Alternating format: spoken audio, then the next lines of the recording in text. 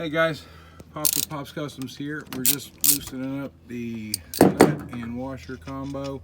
It's a 17 millimeter nut. We're using the ratchet on here in the front and a 16 millimeter bolt head back there in the back.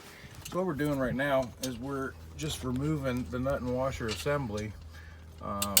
That's going to come right out. Now what's going to happen is we're going to take this out. We're going to put our Smooth Ride shock on. We're going to take a peek over here while he's taking that out. You got another Smooth Ride shock right there. The sun's pretty bright out here today. Alright, so nut washer's off. Push the bolts out backwards.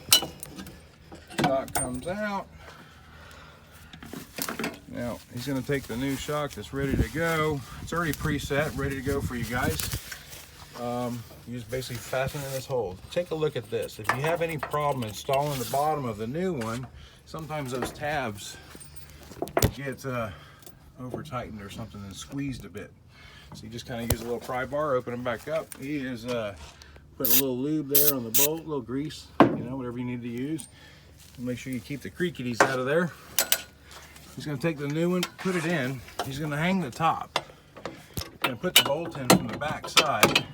Okay, you're going to notice the white spring is at the top. The shock cartridge, where the dampening and all the magic happens, is going to be down at the bottom. This is going to be the proper setting right out of the box. All you got to do is just put it in. It's basically a 17 millimeter nut and a 16 millimeter bolt head. The bolt goes through from the back. It just pushes right in, slide it through, just like that. So he's using a little tool there, kind of lifting the tire, if you will, same pry bar that you would use if that thing was a little bit tight. All right, it's just like that. Comes right through. You just kind of line it up. Just lift up the wheel a little bit. It's sitting on a jack there down in the center. Put it on the frame, inside the tow hook. And that's it, guys. Nut washer combo. Make sure the lock is facing you. It's that blue ring there inside the nut. Top and bottom. Flat washer nut. Follow it up. Gonna do the same right there.